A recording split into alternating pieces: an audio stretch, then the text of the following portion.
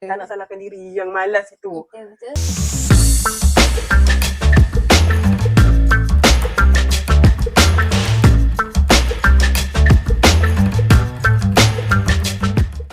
Assalamualaikum, salam sejahtera dan salam Malaysia Madani. Terima kasih kepada semua pendengar podcast kami, Apa Kata Miss, kerana sudi untuk terus bersama kami dalam episod kali ini, iaitu Ponteng Kenapa Perlu ke Sekolah. Dan bagi pendengar yang baru saja mula mengikuti podcast kami, podcast ini adalah salah satu inisiatif yang dilakukan oleh kami selaku pelajar pendidikan dalam mendalami dan memperbincangkan lagi isu-isu pendidikan yang hangat diperdebatkan dalam kancah arena pendidikan, iaitu isu ponteng sekolah. Betul, Ponteng Sekolah. Berat ya masalah ni. Isu ponteng sekolah ini merupakan salah satu isu yang sangat familiar. Betul. Terutamanya bagi kita yang pernah menjadi seorang pelajar. Ya, kita pun semua orang dalam Malaysia ni pernah jadi student. Okey, sebelum kita mengulas lebih lanjut mengenai isu ini, mari kita perdengarkan respon yang kami terima daripada seorang wakil penolong kanan di sebuah sekolah. Jadi, mari kita perdengarkan. Okey, jeng. Pelajar yang ponteng sekolah ni mereka didorong oleh diri sendiri lah. Contohnya kalau diri sendiri, sikap mereka yang ni selalu kalau tak ke sekolah tu suka tidur, penat, malas nak menulis latihan. Kemudian selalunya kalau pergi sekolah pun dia tak sampai sekolah. Dia pergi lepak mana-mana, sikap negatif tu. Berikut merupakan respon yang kami terima daripada wakil pendidik yang menyatakan bahawa sikap pelajar itu sendiri yang mempengaruhi tahap kehadiran pelajar ke sekolah. Betul. Bagi saya ini adalah satu poin yang sangat bernas dan sangat menarik untuk diperkupaskan, kerana saya percaya kita semua pernah menjadi seorang pelajar. Betul. Dan sikap malas itu memang ada dalam diri kita. Ia adalah satu sifat yang natural. Jadi, benar. tapi pada pendapat saya, sikap malas itu sepatutnya diatasi dengan rasa kebertanggungjawatan terhadap diri sendiri. Sebab mereka perlu bertanggungjawab ke atas kehidupan mereka. Jadi, sikap malas ini bagi saya berpunca daripada banyak perkara. Contohnya, pelajar itu sendiri tiada rasa minat untuk belajar, yang menyebabkan mereka tidak mengambil berat terhadap pelajaran dan kehadiran ke sekolah. Jadi, apa pandangan Miss Shasha? Okay, saya bersetuju dengan apa yang Miss Day cakapkan tadi. Normal untuk jadi malas. Sebab betul. Siapa je yang tak menjadi student yang perlu pergi ke sekolah. Dan mesti ada, tipulah tak ada sehari pun yang kita tak rasa malas nak pergi sekolah. Mesti akan ada sehari yang kita macam, okay, tiba-tiba rasa nak tipu sakit kan. Kita tu cakap kat mak kita macam, mak hari ni sakit perut lah, lepas tu sakit itulah, sakit ni lah. Kita bagi macam-macam alasan. Bagi macam-macam alasan. Sebab apa? Sebab kita malas nak pergi sekolah. Normal untuk malas pergi sekolah tu. Sebab semua orang pernah rasa benda tu. Itu macam biasa lah, mak kita tahu kita tipu ketak kan. Last kena pergi sekolah juga. Jadi, apa yang saya nak cakap, malas ini normal. Tapi kalau malas dah keterlaluan, sampai ponteng sekolah tu non-stop, berhari-hari tak datang, seminggu tu tak datang, itu dah jadi masalah besar. Itu bukan lagi malas. Itu adalah penyakit. Tak bertanggungjawab. Itu penyakit yang kita perlu buang. Kita perlu rawat. Perlu mencari di manakah punca menyebabkan penyakit ini berlaku. Sebab macam saya cakap tadi, semua orang malas. Tapi kenapa pelajar yang boleh pergi sekolah tu boleh pergi ke sekolah, sedangkan dia pun malas? Kenapa yang ponteng sekolah ni tak nak pergi? Betul. Sebab dia boleh je pergi, tapi dia tak nak pergi. Jelas kita nampak kat sini yang sebenarnya malas pergi ke sekolah, ponteng sekolah ni adalah sebab sikap pelajar tu sendiri, sikap individu tu.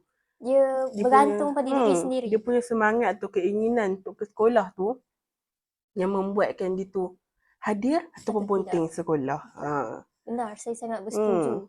Sebab saya rasa sikap malas ni dia adalah satu sikap yang sangat-sangat natural dan sangat-sangat biasa dalam diri seorang pelajar. Cuma nak mengatasi dia tu adalah memerlukan, kita kena atasi. Ya. untuk apa-apa peringkat hidup pun, Ya, betul. kita kena atasi malas tu baru kita berjaya. Benar. Takkan tiba-tiba kita berjaya kan. Betul. Jadi sikap mereka inilah yang perlu kita ubah. Bila dah malas ke sekolah, rasa macam sekolah tu tak penting. Betul. Mulalah dicari alasan lain. Tak nak salahkan diri sendiri. Ya. Tak nak salahkan diri yang malas itu. Betul. Dia cari alasan lain. Cakap, cikgu mengajar tak seronok lah. Kerja sekolah banyak lah. Subjek tu tak best lah. Subjek tu ni tak best lah. Menyusahkan lah. Padahal diri sendiri tu yang tak nak pergi Pada sekolah. akhirnya dia akan menyalahkan pihak lain dan bukan diri sendiri. Ya, sedangkan punca tu datang daripada diri sendiri juga. Benar.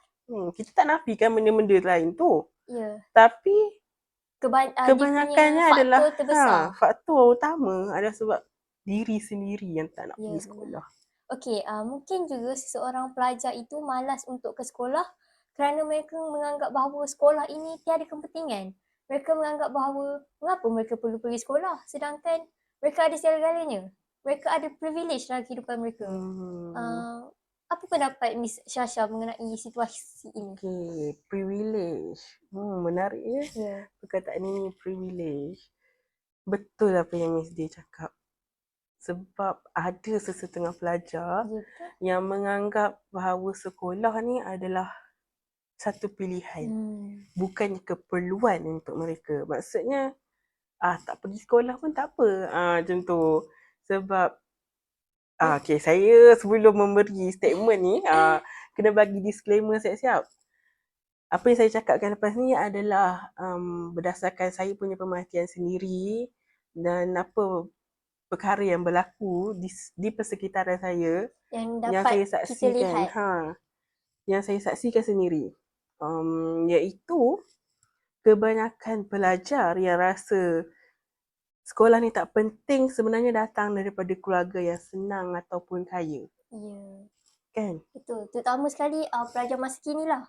Sebab mereka sudah ada segala-galanya. Ya, betul. Jadi mereka rasa macam kenapa perlu bersusah payah bangun pagi semua tu untuk ke sekolah yang mereka menganggap tiada apa-apa, tidak membawa apa-apa kebaikan. Sebab mereka ni rasa macam aku nak ni, aku nak itu, semua dah ada. Nak phone dah ada, nak tab dah ada, nak laptop dah ada. Sebab kaya kan, diorang dah ada segala-galanya. Jadi rasa macam no point untuk pergi ke sekolah tu. Mereka tak tahu sebenarnya apa yang mereka ada tu adalah usaha daripada ibu bapa mereka. Ya, sebenarnya mereka menganggap itu akan berterusan selama-lamanya.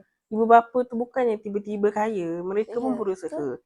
Jadi student-student yang punting sekolah ni sepatutnya kena tengok perkara-perkara yang begitu, kena fikir yang sebenarnya kekayaan tu memang boleh diwarisi tapi untuk dikekalkan agak sukar. Tanpa ilmu. Ya, kita perlukan ilmu tu untuk mengekalkan kekayaan. Tapi tak semualah pelajar yang kaya bersikap begitu. Ada je pelajar yang kaya lagi bersemangat sebab dia ada semua benda. Lagi satu, mereka lebih bersemangat sebab mereka tahu ada tuju hidup mereka. Betul. Mereka tahu apa yang mereka ingin capai dalam hidup mereka. Dan diorang boleh mengguna secara optimum macam laptop, tab. Guna tu untuk belajar. Bukannya untuk buat benda yang bukan-bukan. Ya, betul. Guna untuk belajar. Jadi, pada pandangan Miss Shasha kan, sikap malas itu sebenarnya pelajar harus diatasi oleh pelajar dengan bantuan pihak lain ataupun diri sendiri saja. Pendapat saya lah. Pertama sekali kuncinya adalah diri sendiri. Diri sendiri tu yang kena bersemangat. Bukanlah bersemangat yang macam, seronoknya pergi sekolah, tak. Tapi pergilah sekolah tu untuk memenuhi keperluan dan juga tanggungjawab sebagai insan lah saya fikir. Insan. Dan yang lain tu akan datang secara natural. Maksudnya pergi ke sekolah sebab tahu apa yang anda mahu dalam hidup. Bukan hanya semata-mata untuk pergi, balik tanpa tujuan. Tuntutlah ilmu tu. Kalau pergi sekolah tanpa tujuan pun ia akan menjadikan satu perkara yang sia-sia. Betul.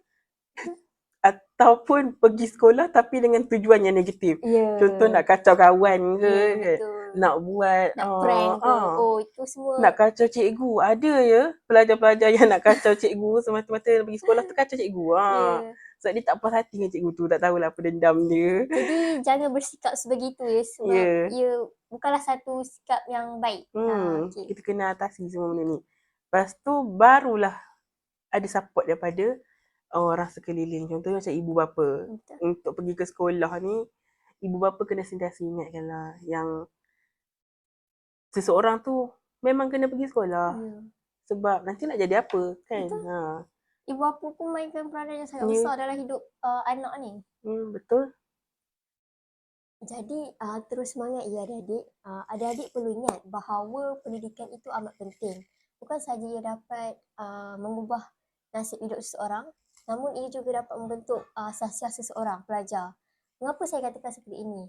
Hal ini kerana di sekolah, pelajar akan terlibat dengan pelbagai aktiviti Ya, betul. yang diadakan di sekolah, seperti aktiviti kurikulum yang merangkumi persatuan, unit beruniform dan juga sukan dan permainan.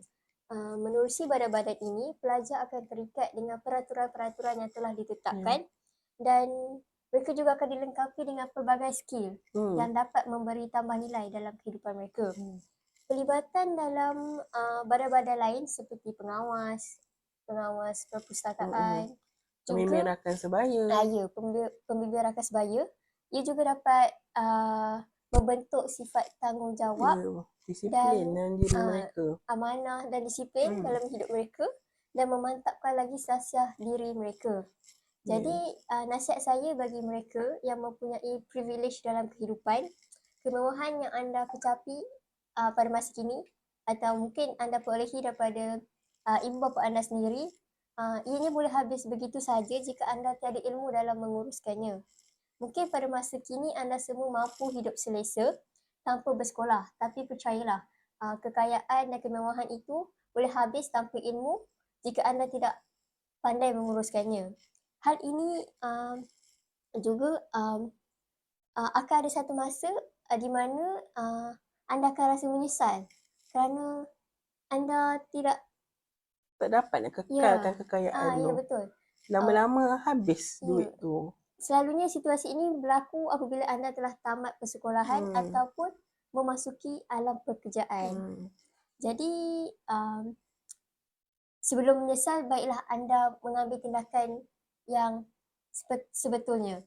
Jadi apa yang dapat saya simpulkan, banyak kesan negatif yang akan berlaku apabila anda ponting sekolah. Dan ponting sekolah ini merupakan permulaan kepada masalah-masalah negatif yang lain seperti merokok, pergaulan sosial tanpa batas, aktiviti vandalism, bully dan sebagainya. Ya, betul. Kesan-kesan yang Miss D katakan ini bukannya kami saja-saja reka. Tapi maklumat ni kami dapatkan melalui tembual dengan penolong kanan sekolah X. Tak boleh bagi tahulah sekolah mana, rahsia. Sebab maklumat ni confidential. Ya, betul. Jadi berikut merupakan kenyataan daripada cikgu tersebut. Kesan paling ketara adalah prestasi akademik merosot. Apabila akademik merosot, pelajar-pelajar ni merasakan persekolahan itu tidak lagi menjadi keutamaan mereka. Okey, betul lah kan? Tak pergi sekolah, tak belajar, kerja sekolah pun tak buat, maka terjejaslah prestasi akademik. Jadi perkara inilah yang kita nak elakkan daripada berlaku. Sebab itu podcast ini kami wujudkan untuk membantu pelajar yang ponting ni untuk kembali ke sekolah. Betul, saya juga bersetuju. Apabila seorang pelajar itu malas untuk ke sekolah, kita akan dapat melihat penurunan dalam prestasi akademik. Kenapa saya perkatakan seperti ini? Sudah tentu kerana pelajar tersebut dia banyak ketinggalan dalam pelajaran, tidak menyiapkan kerja sekolah. Tak buat kerja sekolah. Jadi perkara ini amat membimbangkan kita selaku bakal guru. Ini kami belum jadi guru lagi dan kami dah dapat lihat senario yang ini. Pelajar-pelajar ini melakukan perkara-perkara yang negatif ini. Jadi kita nak elakkan perkara ini daripada berlaku. Bagi saya pontin sekolah ni dia merupakan seperti saya katakan tadi, merupakan permulaan kepada Betul. permasalahan disiplin yang lebih Yang besar. lebih besar. Jadi dalam konteks ini, ibu bapa perlu memainkan peranan yang sangat penting dalam memastikan kehadiran anak-anak ke sekolah. Ya, Anak-anak pula pada masa kini semakin berani untuk memberi arahan dan betul. ibu bapa pula dianggap sebagai pak turut. Mereka meneruti saja apa yang anak-anak inginkan. Jadi ibu bapa haruslah bersikap tegas kerana mereka merupakan penggerak institusi kekeluargaan dan mereka mampu memberikan sumbangan kepada pembentukan asasian anak-anak itu sendiri. Anak-anak itu. Jadi di sini kami bukanlah nak memburukkan ibu bapa, tetapi inilah realiti yang kami dapat lihat dan guru-guru di sekolah sendiri yang menghadapinya, iaitu guru tersebut mengatakan bahawa yang terbukti apabila diadakan ziarah cakna ni adalah satu program guru pergi ke rumah pelajar. Jadi semasa diadakan program tersebut, pelajar ini berada di rumah bersama-sama ibu bapa dan ibu bapa tidak ambil kisah kehadiran anak ke sekolah. Jadi situasi ni membimbangkan sebab ibu bapa dah tak kisah anak dia pergi sekolah ke tak pergi. Mereka rasa macam tak ada apa-apa. Ya, betul. Anak Saya rasa tu, kan ibu bapa dah mereka perlu menekankan kepada anak-anak bahawa sekolah ni merupakan antara salah satu cara mereka untuk mencapai cita-cita. untuk mengubah nasib mereka. Memiliki kehidupan yang lebih selesa jika mereka hidup dalam keadaan serba kekurangan. Betul. Dan ia juga merupakan cara untuk membentuk peribadi mereka sendiri. Sebab melalui sekolah ni mereka dapat meningkatkan taraf hidup. Betul. Kalau dah kaya, mungkin jadi lebih kaya. Dan kalau kurang mampu, akan jadi mampu. Begitu. Bagi saya lah kan, segelintir ibu bapa ini yang bermasalah, mereka mengabaikan tanggungjawab mereka dalam memberi perhatian kepada persekolahan anak-anak.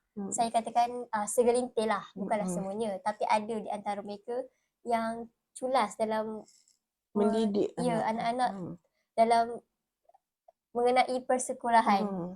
Dan menyebabkan anak-anak mereka melakukan apa sahaja mengikut kehendak mereka. Ya. Dan perkara yang berlaku ataupun situasi yang berlaku sekarang lah. Kadang-kadang ibu bapa ni menghantar anak tu ke sekolah. Tapi tanggungjawab untuk mendidik anak tu diserahkan bulat-bulat kepada cikgu. Bila dia hantar sekolah tu, dia anggap macam cikgu tu, okey, awak ambil anak saya ni, awak didik from A to Z. Yes. Apa-apa salah yang anak dia ni buat di rumah, diorang akan tuduh cikgu yang tak pandai mendidik anak tu. Sedangkan mereka sendiri pun adalah pendidik yang pertama dalam hidup anak-anak. Jadi ibu bapa ni kena menunjukkan contoh yang baik ataupun teladan yang baik kepada anak-anak supaya mereka ini dapat menjadi insan yang berguna di atas muka bumi ni. Bagi saya lihatlah situasi pada masa kini. Ibu bapa menganggap, dah hantar sekolah jadi mereka tak ada tanggungjawab nak didik semua tu. Bagi saya ini salah satu pemikiran yang tidak betul lah. Sebab tugas untuk mendidik pelajar atau anak-anak ini bukanlah tugas guru semata-mata, tetapi juga ibu bapa. Ibu bapa adalah pendidik yang pertama. Ya, betul. Kemudian barulah guru. Sebab apa-apa yang berada di sekolah datang daripada rumah. Apa-apa yang dibentuk di rumah akan ke sekolah. Jadi apa sahaja sifat yang ditunjukkan oleh pelajar itu sendiri adalah hasil didikan daripada ibu bapa juga. Okay. Kemudian satu poin menarik yang saya rasa perlu kita bincangkan adalah banyak pelajar yang bekerja secara sambilan. Jadi apa kata Miss tentang perkara ini? Benar, saya bersetuju dengan apa yang Miss Shasha perkatakan. Jika kita lihat pada masa kini, ramai pelajar yang mengambil mudah mengenai sekolah ini kerana mereka menganggap bahawa mereka dah mampu untuk mencari wang dengan cara yang mudah. Jadi ada di antara mereka yang mula melakukan pelbagai pekerjaan sampingan seperti Grab, juga seperti melakukan bisnes online di platform seperti TikTok dan Shopee. Jadi mereka lupa akan tanggungjawab mereka sebenar sebagai pelajar untuk ke sekolah. Mereka merasakan mereka sudah selesa dengan pendapatan yang mereka ada, sehingga mereka tidak sedar bahawa kemungkinan pekerjaan yang mereka lakukan itu hanyalah bersifat sementara dan mempunyai risikonya. Jadi berdasarkan apa yang Miss Day katakan tadi, mereka ni hanya memikirkan tentang jangka masa pendek, bukannya jangka masa panjang. Betul. Mereka beranggapan bahawa okey, sekarang dah ada duit, so okey untuk selama-lamanya. Bukan begitu ya anak-anak, bukan. Dia macam mencari pendapatan sendiri tu tak salah. Ya, kami Especially faham. Terutamanya bagi mereka yang berasal daripada keluarga yang kurang berkemampuan. Especially mereka yang tak mampu lah, macam Miss Day katakan tadi. Jadi tak salah untuk bekerja. Tapi jangan sampai abaikan 100% pembelajaran, no. Sebab pendidikan ini penting. Kita tak nak kerja lepas tu abaikan terus pendidikan. Yang penting utamakan pendidikan. Lepas tu awak nak kerja ke apa boleh, tapi bijak menguruskan masa. Betul, kena bahagilah. Bila nak kerja, bila nak belajar, bila nak rehat. Yang penting yang belajar tu kena ada. Jangan terus tak ada. Jadi sebagaimana yang Miss Day sebutkan tadi, pelajar ni lupa tentang tanggungjawab utama mereka, iaitu belajar. Kalau dah kerja tu, nak kerja je. Sekarang ni nama awak pelajar. Jadi kenalah tanggungjawab tu awak adalah untuk ke sekolah. ke sekolah untuk belajar. Pelajar, belajar. Bekerja, bekerja. Sekarang ni awak pelajar, jadi awak kena belajar. Ya, betul. Bukan bekerja. Sangat menarik ya apa yang diperkatakan oleh Miss Shasha ini. Jadi jika kita lihat pada masa kini, ramai juga pelajar yang ingin menjadi pempengaruh media sosial kerana mereka menganggap bahawa menjadi pempengaruh itu mudah dan tidak memerlukan tahap pendidikan yang tinggi lah seperti yang saya katakan tadi. Apa pandangan Miss Shasha terhadap cara berfikir pelajar masa kini? Sangat Rasa menarik. pemikiran mereka ni sangat kreatif ya. Betul. Budak-budak zaman sekarang ni tak dapat dinafikan Cara kreatif tu. berfikir, Tapi betul. kreatif tu kena ke arah positif, bukannya ke arah negatif ya. Jadi TikToker, post video sana sini, lepas tu boleh dapat duit senang-senang. Tidak ya, bukan semudah itu, tidak. Bukan semudah itu, sebab jadi content creator pun kena berilmu. Betul. Saya ambil contoh Khairul Aming. Perkara ini jelas diperkatakan oleh beliau sendiri semasa ucapan apabila beliau menjadi pemenang content creator of the year, tak silap saya, di acara TikTok Award. So, kita akan tengok video yang kami akan playkan ni dan take note on every words that he said. Tapi saya ambil kesempatan ni untuk bagi satu ucapan kepada anak-anak muda di luar sana yang nak jadi content creator. Adik-adik yang masih bersekolah, teruskan pembelajaran. Walaupun awak nak jadi content creator, awak kena ingat, jadi content ni bukan sekadar untuk viral. Okay? Untuk relevan lama dalam industri ni, awak perlukan banyak pengetahuan, critical thinking, problem solving. Ada permission. Okay? Jadi habiskan pembelajaran dan jadilah pelapis content creator yang bagus yang boleh majukan negara kita Malaysia. Okay? Berdasarkan video yang kita tengok tadi, setiap bait kata Khairul Aming tu semuanya benar. Ilmu tu sangat penting. Jadi pergi ke sekolah, tuntut ilmu sampai habis, sampai tahap yang sepatutnya. Lepas tu barulah awak boleh ambil keputusan untuk untuk jadi content creator ataupun jadi apa-apa yang awak nak. Tu tak kisah. Tak dinafikan. Jadi content creator tu memang seronok. Dapat pendapatan cara yang fun. Tapi buat kata Khairul Aming tadi, kena berilmu. Barulah dapat menghasilkan konten yang bermanfaat. Bukan konten yang jika kita sana lihat pada gelik masa sini. kini, banyak trend yang negatif yang dipaparkan di TikTok. Dan trend-trend seperti ini banyak mampu mempengaruhi Ya, cara sebab pemikiran mereka ni pelajar masa kini. pelajar-pelajar ni semua main TikTok. Ya, betul. Tak banyak ke? Tak tahulah, rasa macam semua pelajar ada akaun TikTok. Sebab Tapi sebenarnya mereka bagi mencari saya lah hiburan kan, di situ. bagi saya lah, main ni tak salah. Ya. Sebab TikTok ni ada kebaikannya. Ada. Dia Saya macam pun kalau kita banyak tengok belajar. FYP tu, Ha. kalau FYP tu awak suka tengok benda yang berilmu, dia keluar benda yang Ya, berilmu. betul. Kalau Banyak kita benda tengok, kita boleh belajar betul. dalam TikTok itu sendiri. Tapi kita haruslah tahu cara penggunaannya yang betul. Betul. Jika kita menggunakannya dengan cara yang salah, maka Salah, kesannya akan salah. memberikan Negatif. negatif kepada masyarakat. Kalau pandai guna, apa-apa benda lah. Kalau Ya, pandai betul. guna memang akan dapat kesan positif Betul. daripada negatif. Saya ada terbaca lah mengenai Khairul Amin ni. Yang menariknya, beliau merupakan pemegang ijazah sarjana muda kejuruteraan mekanikal. Bijak dia Ya, orang ni. dari University Vanderbilt, Tennessee, Amerika Syarikat. Bukan Jadi calang-calang. kita lihatlah bahawa beliau sendiri mempunyai ilmu. Bukanlah saya katakan Berpendidikan. perlu tinggi seperti dia. Tetapi apa yang saya ingin highlightkan di sini, ilmu itu penting. Betul. Dan saya anggap ilmu yang maksudnya tahap pendidikan yang paling basic di Malaysia adalah awak habiskan sekolah sampai SPM. Lepas tu terpulang kepada awak untuk Bekerja. sambung belajar ataupun bekerja mengikut kemampuan dan juga keinginan awak. Sebab sekolah ini dia memberikan satu asas dalam diri insan.